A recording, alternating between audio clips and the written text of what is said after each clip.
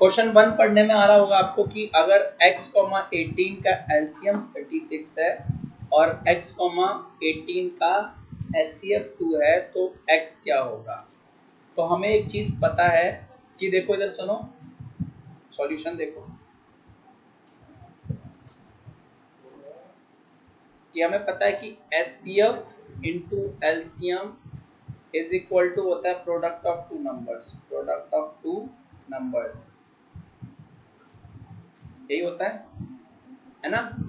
तो एचसीएफ हमारा 2, एलसीएम हमारा 36, एक नंबर हमारा x और दूसरा नंबर 18, और दूसरा नंबर कितना है 18, ठीक है। तो भैया देखो 2 into 36/18 is equal to x, 1 जा 2 जा, तो x की वैल्यू आ जाएगी 4। हमारा x कितना है बच्चों 4। क्वेश्चन दिख रहा है ना कि a की वैल्यू कितनी है x³ y² और b की वैल्यू क्या है x/3। तो देखो अब हमें एचसीएफ और एलसीएम निकालना है, तो पहले तो हम a के फैक्टर लिखें तो x³ है, और b की बात करें तो b क्या हमारा x/3। तो मैंने आपको बोला था कि एचसीएफ a और b का जो एचसीएफ होगा, एचसीएफ हमेशा जो दोनों में कॉमन होता है उसकी छोटी पावर, जो दोनों में कॉमन है उसकी छोटी पावर। तो दोनों में x कॉमन है और x³ और x में से छोटी पावर किसके पास है x, ठीक है।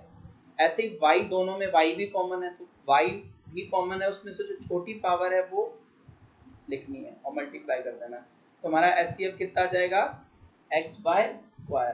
एलसीएम के केस में मैंने देखो क्या बताया था आपको बच्चों कि एलसीएम के लिए आपको क्या करना है ना, एलसीएम के लिए कि एलसीएम जैसे हमें दिया हुआ है, एलसीएम भी हमें निकालना है a, b का। तो एलसीएम के केस में क्या था, जो कॉमन होगा उसकी बड़ी पावर, और जो कॉमन नहीं है वो तो लिखना ही लिखना है। तो फिलहाल देखो x³ और x में से क्या कॉमन है, दोनों ही x कॉमन है, और बड़ी पावर किसकी है x³ की।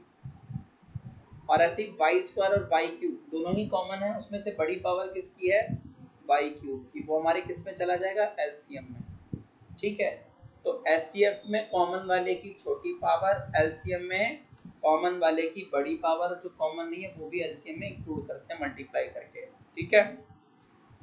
तो क्वेश्चन पढ़ने में आ रहा है कि 54 और 81 का एचसीएफ कितना दिया है 27, तो इनका एलसीएम निकालना है। तो देखो HCF of 54,81 is equal to कितना दिया 27, और आपको बताया गया था कि HCF into LCM is equal to product of two numbers, is equal to product of two numbers. तो एचसीएफ कितना है हमारा 27, एलसीएम कितना है पता नहीं, और दो नंबर का प्रोडक्ट यानी 54 इंटू 81, ठीक है। तो एलसीएम कितना आ जाएगा, देखो बेटा 54 इंटू 81 अपॉन में 27, 1 जा 2 जा, तो एलसीएम आ जाएगा बच्चों 162। एलसीएम कितना आ जाएगा 162, ठीक है। कह रहा है इस क्वेश्चन में आपको स्मॉलेस्ट प्राइम और स्मॉलेस्ट कंपोजिट नंबर का एचसीएफ निकालना। तो सबसे पहले तो हम लिखें कि हमारा स्मॉलेस्ट प्राइम नंबर क्या है। तो हमारा स्मॉलेस्ट प्राइम नंबर 2 होता है और स्मॉलेस्ट कंपोजिट नंबर जो है बेटा 4 होता है। अब हमें क्या करना है, इनका एचसीएफ निकालना है। क्या निकालना है एचसीएफ। तो 2 के फैक्टर करोगे 2 ही है, और अगर 4 के फैक्टर करते हैं 2 की पावर 2 होता है, 2 की पावर 2 होता है। तो अब हमारा एचसीएफ ऑफ 2, 4, अब देखो दोनों के फैक्टर में 2 कॉमन है, और उसमें छोटी पावर किसकी है 2 की पावर 1 की, 2 की पावर 2, 2 की पावर 1। तो एचसीएफ कितना हो जाएगा 2, एचसीएफ कितना हो जाएगा 2। क्वेश्चन देख रहे हो, के 2 के 3 के 4 के 5 के का एचसीएफ निकालना है, ठीक है।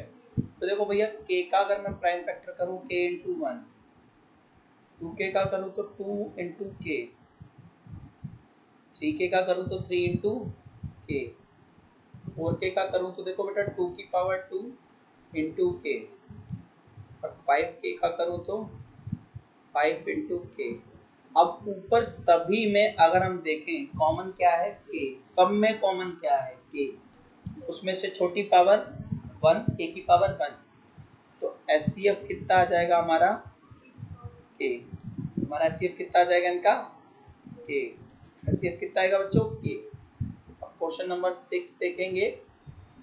अब देखो कह रहा HCF of 306657 is equal to 9, find LCM।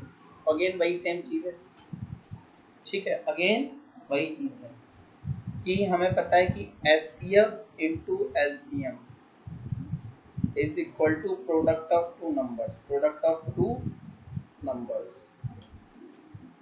तो HCF तो 9 दिया, LCM पता नहीं है। एक नंबर 306 है और दूसरा 657 है, तो LCM आ जाएगा बेटा 9 से काट दो 1 जा 34 जा, तो 34 इंटू 657, ठीक है LCM।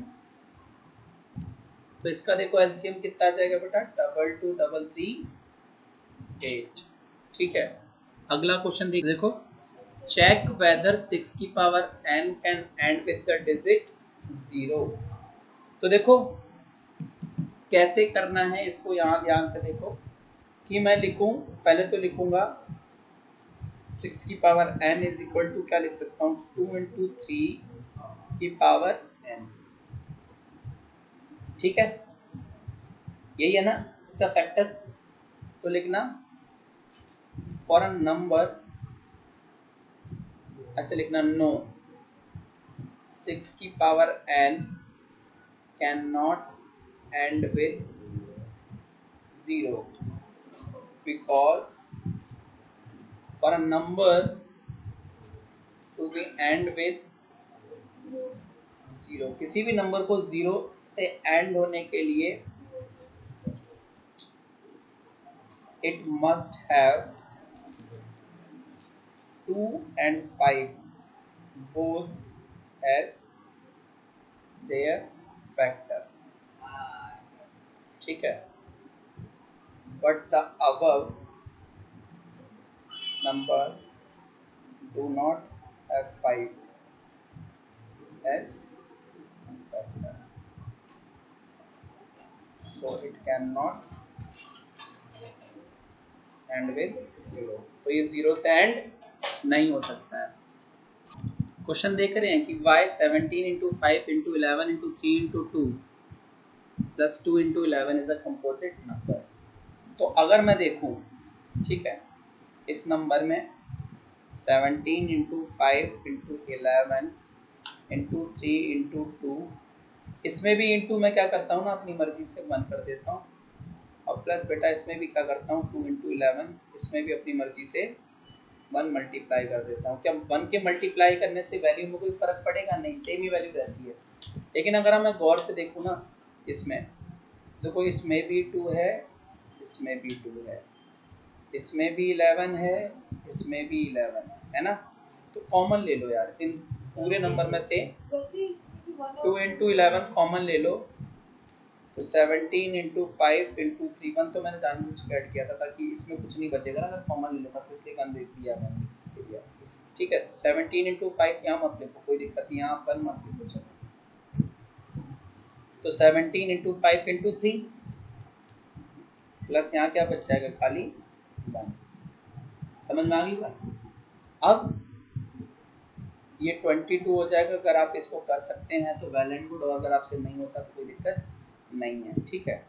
वैसे मैं कर देता हूँ ये 17 इंटू 5 और into 3 plus 1 to 55 plus 1 to 56, ठीक है, समझ में आ गई बात। तो लिखना था above number, the above number have 22 to 56 as their factor other than number itself and 1, so it is a composite number.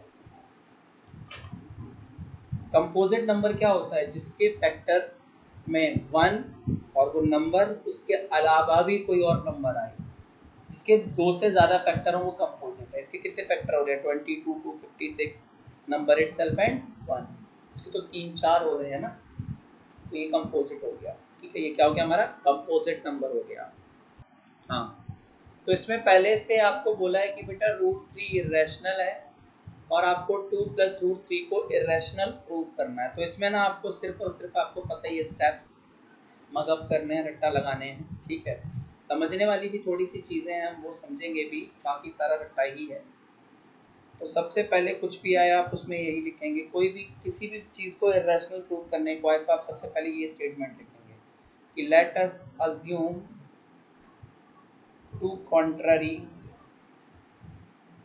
That 2 + √3 is a rational number। मतलब हम मान लेते हैं कुछ देर के लिए हमारा कि 2 + √3 क्या है? रैशनल नंबर है। अब क्योंकि रैशनल नंबर है तो हम इसे P/Q की फॉर्म में लिख सकते हैं। तो सो वी कैन फाइंड को प्राइम A एंड B जहाँ पे B नॉट इक्वल टू 0 होना चाहिए, सच दैट जो आपका 2 + √3 होगा ना, वो A/B की फॉर्म में हो जाएगा। क्योंकि अगर 2 + √3 रैशनल है तो वो किसी न किसी 2 नंबर के अपॉन में होगा, P/Q की फॉर्म में, लेकिन हम यहाँ A/B की फॉर्म में बोल रहे हैं। ठीक है, अब 2 को उधर ले चलना, क्योंकि हमें √3 अकेला करना, हमें पता है ना कि √3 रैशनल है। तो देखो हम क्या करते हैं, 2 को उधर ले जाते हैं, तो √3 = क्या आ जाएगा? A/B - 2। अब अगले स्टेप में आप एलसीएम ले लेना, तो A - 2B/B। ठीक है, समझ में आ गई बात? फिर लिखना सिंस A, अच्छा इसमें 2B है, सिंस क्या क्या है यहाँ, 2, A, B आर इंटीजर्स, क्या है? इंटीजर्स हैं। सो A - 2B/B is a rational number। सो क्योंकि अगर A - 2B ऑब्लिक में B अगर रैशनल है, ये वाला, तो इसके इक्वल टू में जो दिया है वो भी तो रैशनल होगा। सो √3 is also rational, बट ऊपर √3 तो इरेशनल दिया हुआ है, तो but this contradicts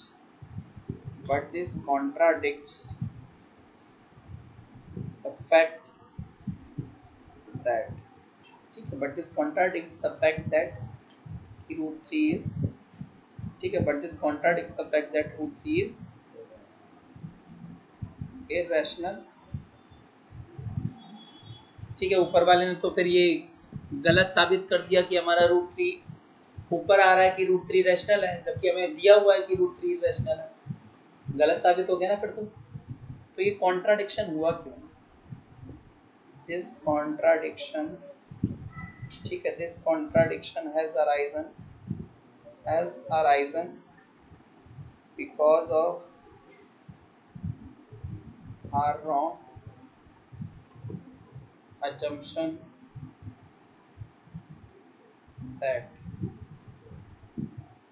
2 + √3 is a rational number। ठीक है, ये गलती हमसे क्यों हुई थी? क्योंकि हमने ये माना था कि 2 + √3 क्या है? एक रैशनल नंबर। तो हमारा फिर निष्कर्ष क्या निकला? So we concluded that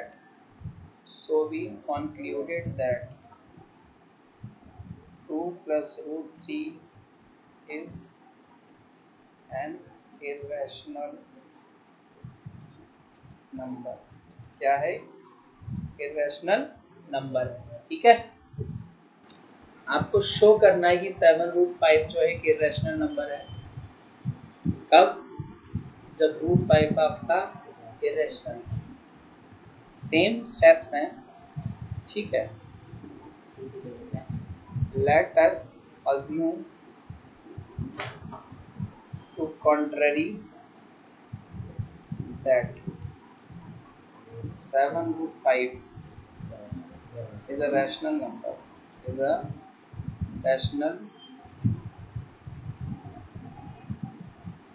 rational number, ठीक है।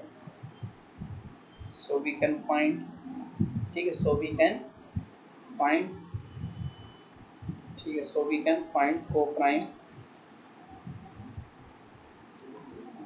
A and B जहाँ पे B not equal to 0 होगा, such that, ठीक है, कि 7 root 5 किसके बराबर हो जाएगा बेटा, A by B के। अब 7 नीचे डिवाइड में आ जाएगा, तो √5 इज इक्वल टू हो जाएगा A/7। √5 इज इक्वल टू क्या आ जाएगा, A/7 B। तो लिखना since 7, A and B are integers, 7 A and B are हमारे integers, so A/7 B is a rational number, so √5 is also rational। पर हमें √5 तो irrational भी है, but this contradicts the fact that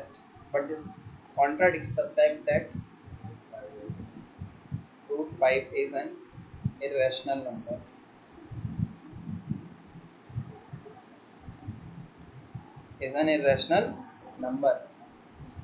ठीक है। और ये कॉन्ट्राडिक्शन क्यों हुआ था, तो वही स्टेटमेंट है कि दिस कॉन्ट्राडिक्शन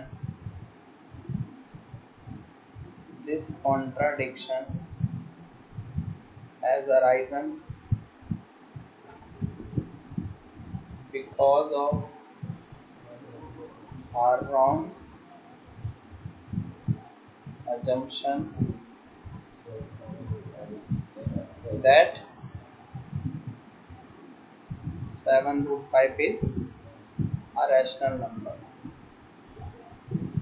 ठीक है, ये कॉन्ट्राडिक्शन क्यों हुआ था, क्योंकि हमने गलत मान लिया था कि 7 √5 क्या है, रैशनल नंबर।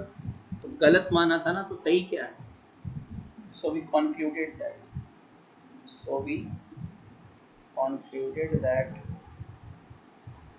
तो हमने निष्कर्ष क्या निकाला, 7 √5 is an irrational